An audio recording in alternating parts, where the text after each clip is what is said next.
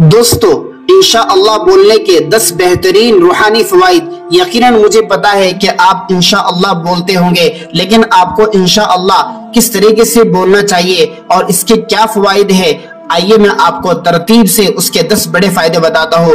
दोस्तों, जो शख्स इंशाअल्लाह हर काम से पहले बोले कि अगर अल्लाह ने चाहा तो अल्लाह की रजा हासिल होती है। जब बंदा इंशाअल्लाह कहता है तो ये एतराफ करता है कि हर काम अल्लाह की चाह से ही मुमकिन है। ये ईमान की अलामत है। नंबर दूसरा फायदा, तकब्बुर और गुरूर से हिफाजत। इंशाअल्लाह इंसान को आजिज़ी सिखाता है। ये याद दिलाता है कि मैं कुछ नहीं कर सकता जब तक अल्लाह ना चाहे। नंबर तीसरा फायदा, अल्लाह से ताल्लुक मजबूत होता है। जब हम हर बात में अल्लाह का नाम लेते हैं तो दिल में ताल्लुक मजबूत होता है। इंशाअल्लाह कहना बंदे और रब के दरमियान ताल्लुक का एक अमली इजहार है।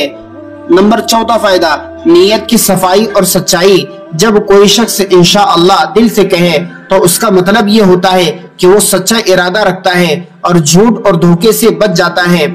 नंबर पांचवा फायदा, दुआ का असर पैदा होता है।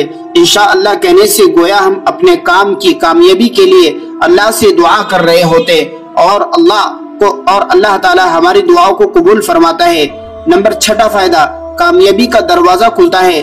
जो काम इंशाअल्लाह के साथ शुरू किया जाता है वो अक्सर खैर और बरकत के साथ पूरा होता है, क्योंकि हम उसे अल्लाह की मदद के साथ जोड़ देते हैं। जिस काम का हमने इरादा किया और अल्लाह की मंशा के मुताबिक करने का हमने सोचा और इरादा किया तो अल्लाह उस काम के अंदर मदद फरमाते हैं। नंबर सातवां फायदा, मुश्किलात में सब्र और तसल्ली देता है। अगर कोई काम रुक जाए या ना हो सके तो इंशाअल्लाह की सोच इंसान को मायूसी से बचाती है और यकीन दिलाती है कि अल्लाह बेहतर वक्त पर सब कुछ अता कर देगा। नंबर आठवां फायदा, दिल को सुकून और इत्मीनान मिलता है। इंशाअल्लाह कहना एक ज़हनी सुकून देता है। जो होगा अल्लाह के हुक्म से होगा और वही बेहतरीन कारसाज और कामों को बनाने वाला है। नौवां फायदा, अहादीस में ताकीद है। नबी करीम सल्लल्लाहु अलैहि वसल्लम को भी अल्लाह ताला ने ताकीद फरमाई कि आप आइंदा हर काम पर इंशाअल्लाह कहा करे। नंबर 10वां फायदा, इबादत का सवाब। इंशाअल्लाह कहना जिक्रुल्लाह के जुमरे में आता है और अल्लाह का जिक्र करने पर बंदे को बहुत बड़ा अजर मिलता है। दोस्तों, आइए इंशाअल्लाह किस वक्त कहना चाहिए और किस वक्त नहीं कहना चाहिए हम इसको भी समझ लेते हैं। दोस्तों, 3 जायज और सही इस्तेमाल करने का यानी कि इंशाअल्लाह कहने के 3 जायज तरीके ये है। जब कोई नेक अमल करने का सच्चा इरादा हो तो कहे कि इंशाअल्लाह, जैसे कि मैं कल सुबह की नमाज के लिए मस्जिद आऊंगा इंशाअल्लाह। जब किसी काम की उम्मीद और दुआ हो जैसे कि अल्लाह बेहतर करेगा इंशाअल्लाह।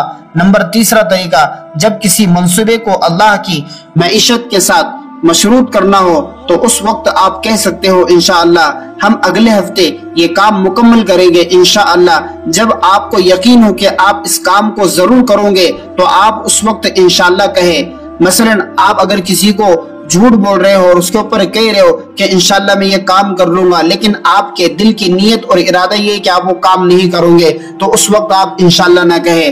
दोस्तों, इस तरीके से 3 नाजायज और गलत इस्तेमाल, जब दिल में इरादा ना हो और महज बात को टालने के लिए जुबान से कहा जाए कि इंशाअल्लाह हाँ मैं वो काम कर जाऊंगा और दिल से इरादा ना हो और इंशाअल्लाह कहे तो उस वक्त आपको गुनाह भी मिल सकता है। नंबर दूसरा तरीका, झूठ छुपाने या वादा तोड़ने के लिए इंशाअल्लाह कहना। नंबर तीसरा तरीका, गलत तरीका, मजाक और बेअदबी या तंज के अंदाज में इंशाअल्लाह कहना कि हाँ वो सब हो जाएगा, देखा जाएगा इंशाअल्लाह। दोस्तों, इस तरीके से इंशाअल्लाह ना कहे, इससे आपको गुनाह लाजिम आ सकता है। आइए मैं आपको इंशाअल्लाह का माना भी बतला देता हूँ। कुरान करीम में इस लफ्ज को इस्तेमाल किया गया। इंशाअल्लाह का माना है अगर अल्लाह ने चाहा। आजकल हमारे मुआशरे में क्या अवाम क्या खवास हर कोई इस लफ्ज का इस्तेमाल तो करता है, लेकिन अल्लाह माफ फरमाए, हम में से अक्सर इस अजीम और बाबरकत जुमले के साथ जुल्म करते हैं। हम इसके माना व मफहूम को समझे बगैर महज एक रस्मी जुमले के तौर पर अपनी सहूलत और मतलब के मुताबिक किसी भी वादे या बात के आखिर में इंशाअल्लाह जोड़ देते हैं। हमें यूं महसूस होता है कि हमने इंशाअल्लाह कह दिया تو گویا ہمارا فرض پورا ہو گیا۔ حالانکہ اس جملے کا مفہوم، اس کا ادب، اس کا شرعی مقام سمجھنا اور اس کے مطابق اس کا استعمال کرنا بے حد ضروری ہے۔ دوستو، معرف القرآن میں ہے، حضرت عبداللہ ابن عباس رضی اللہ تعالی عنہما سے سورہ کہف کے درمیان 2 آیت کے شان نزول کے متعلق نقل کیا گیا کہ جب اہل مکہ نے یہود کے مشورے پر نبی کریم صلی اللہ علیہ وسلم سے اصحاب کہف وغیرہ کے بارے میں سوال کیا تو آپ علیہ السلام نے ان سے فرمایا میں اس کا جواب آپ کو کل دوں گا، لیکن آپ علیہ السلام نے انشاءاللہ نہیں فرمایا۔ چونکہ مقربین بارگاہ الہی سے معمولی سے کوتاہی بھی ہو جائے تو اس پر تنبیہ کی جاتی ہے، اس لیے 15 دن تک وحی نازل نہیں ہوئے۔